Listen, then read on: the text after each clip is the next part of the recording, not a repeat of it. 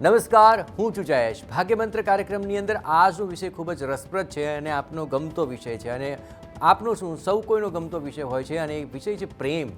આખરે જ્યારે પ્રેમ થઈ જાય છે ત્યારે કહેવાય છે કે તમામ નિયમો નેવે મૂકી દેવાય છે અને કદાચ તમામ લોકો તેને માફ પણ કરી દેતા હોય છે, સહજપણે પોતાને પણ માફ કરી દેતા હોય છે. અને હવે તો એવો સમય આવ્યો છે કે સમય જતાં બીજા લોકો પણ પ્રેમ કરનારાઓને માફ કરી દેતા હોય છે. પરંતુ એવે તબક્કે જે સમસ્યાઓ આવતી હોય છે, શું તેનું નિવારણ જ્યોતિષી દ્રષ્ટિએ થઈ શકે, શાસ્ત્રોક્ત રીતે થઈ શકે? આ જે તમામ સવાલો ઉઠી રહ્યા છે તેનો જ શાસ્ત્રોક્ત અને જ્યોતિષ આધારિત જવાબ આપવા માટે આપણી સાથે જોડાયા છે જાણીતા જ્યોતિષી ચેતનભાઈ પટેલ. ચેતનભાઈ, આપનું ખૂબ ખૂબ સ્વાગત છે. નમસ્કાર.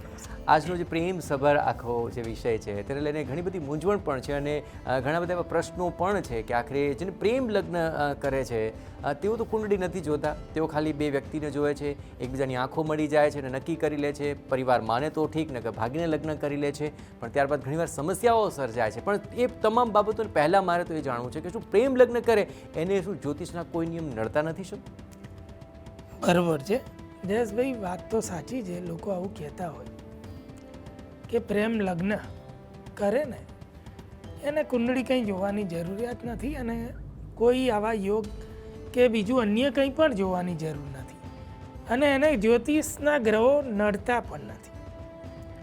હકીકતમાં જો આપ સવાલ તરીકે પૂછો કે આ વાત સાચી કે ખોટી, તો હું એમ કહીશ કે જીવનમાં કોઈ પણ એવું કાર્ય નથી કે જેના માટે જવાબદાર ગ્રહ ના હોય અને જેના પરિણામ ઉપર ગ્રહની અસર ના હોય. એવું આપણા મનુષ્યના જીવનમાં કોઈ કારણ નથી કે કોઈ કાર્ય પણ નથી. એનું સીધું એક સરળ કારણ કે આપણે સૂર્ય કુટુંબનો એક ભાગ છીએ. આપણે સૂર્યની ગ્રહમાળાનો એક ભાગ છીએ. સૂર્યનું એક ફેમિલી છે જેમાં અન્ય ગ્રહો છે કે જેવી રીતે ચંદ્ર, મંગળ, બુધ, ગુરુ, શુક્ર, શનિ, સૂર્યદેવ તો સ્વયં છે, રવિદેવ અને પૃથ્વી, તે પણ તે સૂર્યમંડળની અંદર છે. એ નવગ્રહ મંડળની અંદર આપણે છીએ એટલે આપણે એનાથી બાકાત રહી શકીએ એવું માનવાને કોઈ કારણ નથી. આપણે ના માનીએ કોઈક વસ્તુ, ઘણા લોકો ના માને કે ના આવું કંઈ હોતું નથી, પણ આપણા નહીં માનવાથી સૂર્યનો પ્રકાશ અહીં આવે છે એ કંઈ બદલાઈ નથી જતું કે ચંદ્રની ચાંદની આપણને જે દેખાય, જે મહેસૂસ કરીએ એની અસર વધઘટ આપણે કંઈ એને રોકી નથી શકતા. સૂર્ય સૂર્ય જ રહે, ચંદ્ર ચંદ્ર જ રહે, અન્ય ગ્રહો જ છે એ આપણને ચોક્કસ અસર કરે. એટલે આપણે એમ કહીએ છીએ કે સૌર પરિવાર, જે સૂર્યનો પરિવાર છે ને આપણા ગ્રહમંડળનો, એ આ જ છે અને એની અંદર બધાને એકબીજાની અસર થાય. એની નજીક જઈએ, સૂર્યનો તાપ જેમ ગરમી પેદા કરે છે, કોઈ એનાથી માને કે ના માને એનાથી બાકાત નથી રહેવાતું. ખરેખર શાસ્ત્ર એવું કહે છે કે જો સૂર્ય ઉપર કંઈ વધઘટ થાય છે નાનામાં નાની, તો એની આપણા બોડી ઉપર, આપણા કણે કણ ઉપર અસર થાય. એટલે એવું માનવાનું કોઈ કારણ નથી, ચાહે પ્રેમની બાબત હોય કે અન્ય કોઈ પણ બાબત હોય, કે ભાઈ એને ગ્રહો નડે છે કે નથી નડતા, કે ગ્રહો અસર કરે છે કે નહીં. ચોક્કસ અસર કરે છે. સમગ્ર મનુષ્ય જાતને અસર કરે, પ્રેમી હોય કે પ્રેમી ના હોય.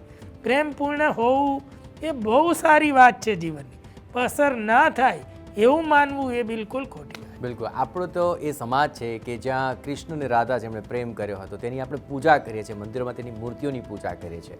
એક સમય એવો પણ હતો કે પ્રેમ શબ્દ બોલવો કે પ્રેમ કરવો તે પણ એક બહુ મોટી વાત થઈ જતી હતી, વિરોધની વસ્તુ થઈ જતી હતી. આજે સહજ છે પ્રેમ લગ્ન અને તેની સ્વીકાર્યતા પણ બહુ સહજ થઈ ગઈ છે.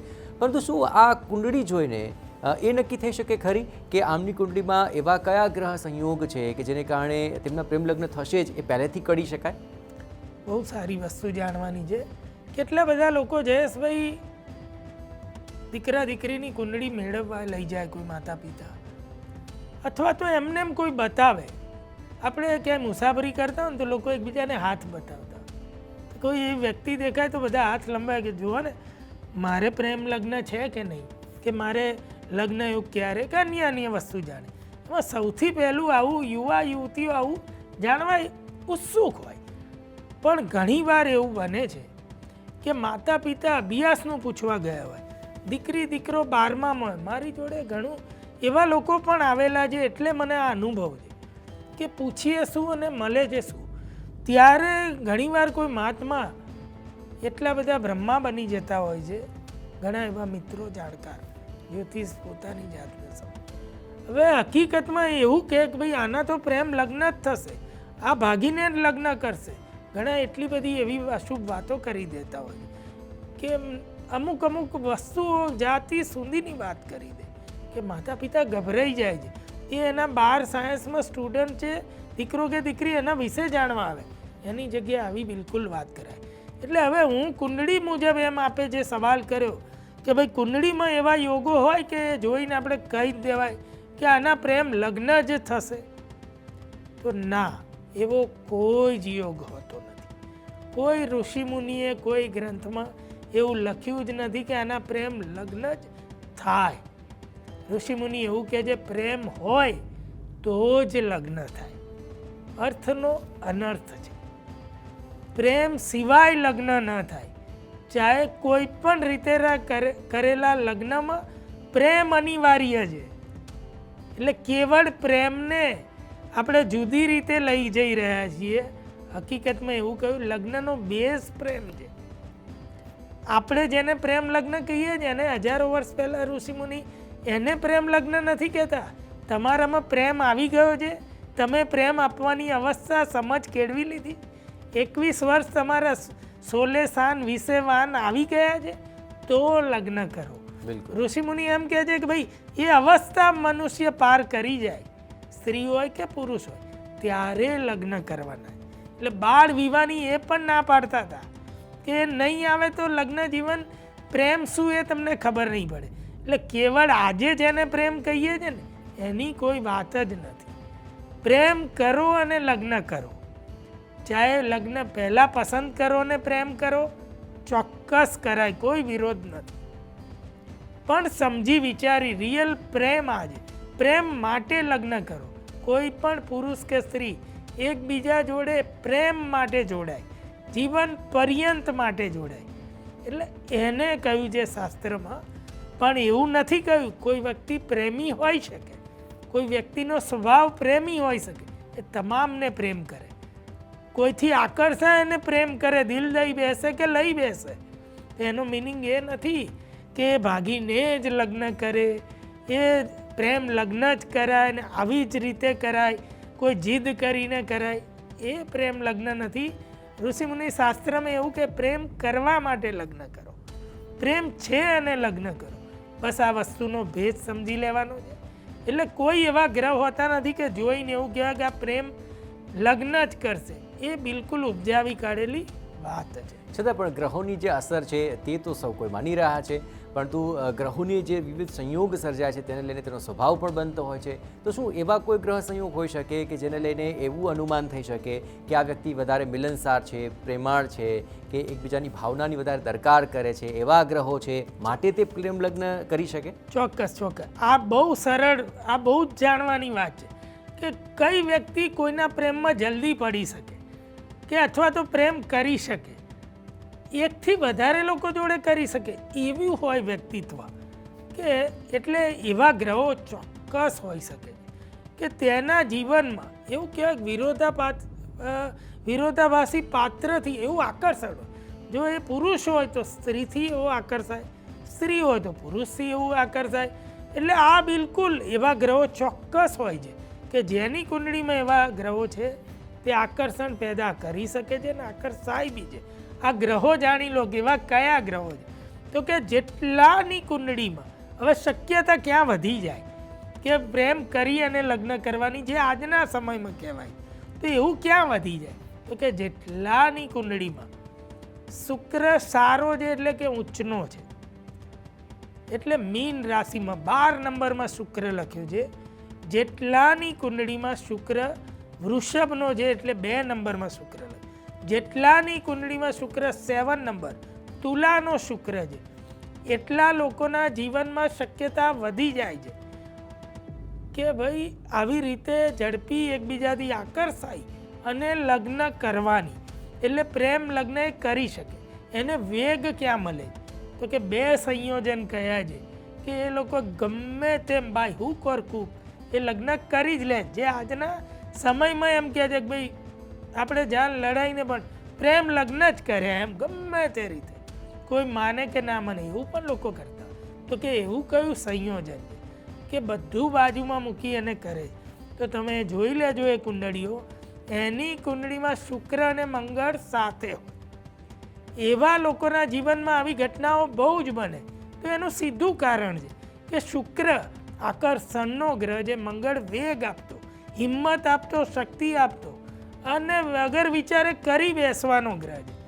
એટલે પોતાનું પકડેલું હોય એ કરી જ દેવું, એમ એવું એક વ્યક્તિત્વ આપે છે અને આક્રમક બનાવે છે અને એકબીજાને આમ પકડી લે કે આ કરવાનું જ છે. એટલે જેની કુંડળીમાં શુક્ર મંગળ છે એના જીવનમાં આવા આજના કહેવાતા પ્રેમ લગ્નના કિસ્સા વધારે બની શકે. 100, 200, 4 મેં એવા પણ લોકો જોયેલા છે કે આટલા બધા પ્રેમ કરી શકે, એમાંથી 1-2 જોડે લગ્ન કરી શકે, આવું બને છે.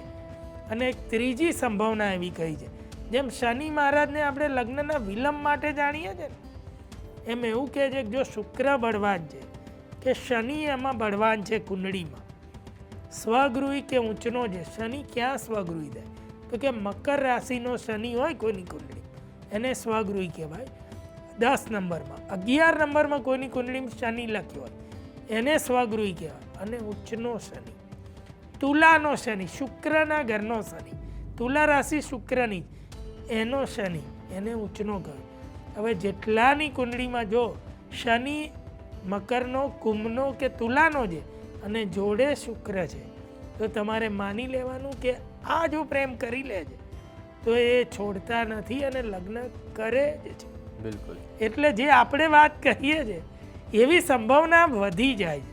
ઘણીવાર કોઈ સમજાવટથી કે અન્ય કોઈ એવું કારણ આવી જાય તો થઈ. શનિ કેમ આવું કરાવે? તો કે શનિ દૂર સુધી ચાલી શકે કોઈ કાર્યમાં, બહુ રાહ જોઈ શકે, બહુ યુક્તિ કરી શકે, ટ્રીકનો ગ્રહ છે, ધીરજનો ગ્રહ છે કે એ કરવા માટે જેટલી ધીરજ જોઈએ બધું ઊભું કરી શકે, એટલી જીદ સુધી એ બેસી શકે, એનો ગ્રહ છે. એટલે આવું પણ જો સંયોજન છે કોઈની કુંડળી શુક્રથી મંગળ કે શનિનું, તો પણ આજના કહેવાતા પ્રેમ લગ્ન કરવાની શક્યતા વધી જાય છે. થશે જ એવું ક્યાંય ઋષિમુનિ કહેતા નથી. બિલકુલ. પણ આ તબક્કે પ્રેમના માર્ગે જે લોકો હોય છે તેમનો માર્ગ વિકટ જરૂર હોય છે, પરંતુ છતાં પણ તેઓ તે માર્ગ છોડતા નથી. પરંતુ આપણે બધી શાસ્ત્રોક્ત વાત કરી રહ્યા છીએ, જ્યોતિષ સંબંધી વાત કરી રહ્યા છીએ, તો આખરે પ્રેમ શાસ્ત્ર શું કહી રહ્યું છે? કારણ કે આ પ્રકારનું જ્યોતિષ શાસ્ત્રની અંદર શું એવી કોઈ સંમતિ છે ખરી કે આખરે હા આ પ્રેમવાળું જે તત્વ છે, પ્રેમ પ્રકરણવાળું જે પ્રકરણ છે તેને આ શાસ્ત્ર સંમતિ આપતું હોય? સાચી વાત છે જયેશભાઈ. એટલે આપ એવું પૂછવા જઈ રહ્યા છો કે શાસ્ત્ર સંમત છે પ્રેમ લગ્ન? બિલકુલ. એટલે આ વાતનો ભાવાર્થ આપણે આવો કરી દઈએ. હકીકતમાં સાચી વાત છે, શાસ્ત્ર સંમત છે. પ્રેમ લગ્ન કરવા કોઈ ગુનો નથી. પણ શાસ્ત્ર એવું કહે છે કે જે આ શાસ્ત્રોની રચના થઈ, જે ગ્રહોની શક્તિ છે, જે ગ્રહોના ગુણધર્મ અનુસાર જે એના ફળ મળે છે ને એને પણ અવગણો નહીં. એવું કહે છે કે જે તમારામાં ગુણધર્મ છે, જે એનું નિવારણ અથવા તો કોઈ ગ્રહોનો કોઈ સંયોગ છે, કોઈને માંગલિક છે, કોઈ ગેરમાંગલિક છે અને પ્રેમ કરે તો બધું સમજી વિચારીને કરો, યોગ્ય માર્ગદર્શન મેળવીને કરો, જાણી લો અને બિલકુલ શાસ્ત્રની અવગણના કરીને ના કરો અને એવી મા બાપની પણ અવગણના ના કરો. જો લગ્ન એ લાઈફનો એક પાર્ટ છે. ઋષિમુનિ એમ કે એ જીવન નથી, જીવન સાથી પણ લાઈફનો એક પાર્ટ છે, એ આપણું જીવન નથી. જો જીવન હોત તો લોકો છૂટા પડે તો જીવન પૂરું થઈ જાય. એટલે એ કોઈ જીવન નથી, પાર્ટ ઓફ લાઈફ છે. પ્રેમી કે પ્રેમિકા એ જીવનનો ભાગ છે, એ આપણું જીવન નથી. એટલે ક્યાંય તમારા જીવનને હોડમાં ના મૂકતા. હા, પ્રેમ માટે બધું જ કુરબાન એ જીવનમાં અમુક જગ્યાએ હોય. માતા પિતા, ઘર બાર, પરિસ્થિતિ, રાજ્ય, આ બધું કુરબાન ન હોય. સમજી વિચારી બધાને રાજી કરી અને હિતેચ્છુઓને ખુશ કરી જાણી અને લગ્ન કરો. જે આપણા શાસ્ત્રોમાં કહ્યું જે રીતે મેળાપક કરે, સમજો નથી થઈ રહ્યા ને કરવા છે તો પહેલાં તેના ઉપાય જાણી લો, ઉપાય કરો. એકબીજાની ખામી ખૂબીને જાણી લો અને કરો. સમજીને કરો તો આ લગ્ન સ્વીકાર્ય છે. શાસ્ત્ર ચોક્કસ પ્રેમ સાથે જ લગ્ન કરવાની અનુમતિ નહીં, સ્વીકાર્ય.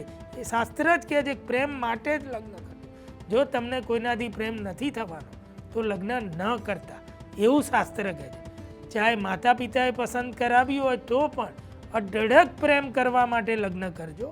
જાતે પસંદ કર્યું હોય તો પણ પછી તેને 100 વર્ષનું આ એક સગપણ છે અને પ્રેમ કરી અને જીવી જાણજો, એના માટે પ્રેમ કરજો, એવું આપણું જ્યોતિષશાસ્ત્ર કહે છે. બિલકુલ. તો આ સમજ આખરે ઘણી જ અનોખી છે કે જો પ્રેમ કરવો હોય તો જ લગ્ન કરવા, પછી પ્રેમ લગ્ન કરવા કે એરેન્જ મેરેજ કરવા, એ તમામ ખ્યાલોને જો બાજુમાં મૂકી દેશો તો આ એક જે સમજ છે તમારા જીવનમાં જો ઉતરી ગઈ તો આખરે દરેક લગ્ન આપને પ્રેમ લગ્ન સમાજ સુખ આપશે. અને તેની ખૂબ સરળ શાસ્ત્રોક્ત સમજ ચેતનભાઈએ આપી છે. ચેતનભાઈ, આપનો ખૂબ ખૂબ આભાર. નમસ્કાર. તો પ્રેમ લગ્ન તેના માટે શાસ્ત્ર સંમતિ આપે છે, પરંતુ પ્રેમ આપે કેવી રીતે કરવો છે, લગ્ન પહેલાં કરવો છે પછી કરવો છે, તેની પણ એક સુંદર મજાની સમજ આ ભાગ્યમંત્ર કાર્યક્રમ થકી આપ સુધી પહોંચી છે. આવી જ રસપ્રદ માહિતી સાથે ફરી મળીશું નવા વિષય સાથે. રજા આપશો. નમસ્કાર.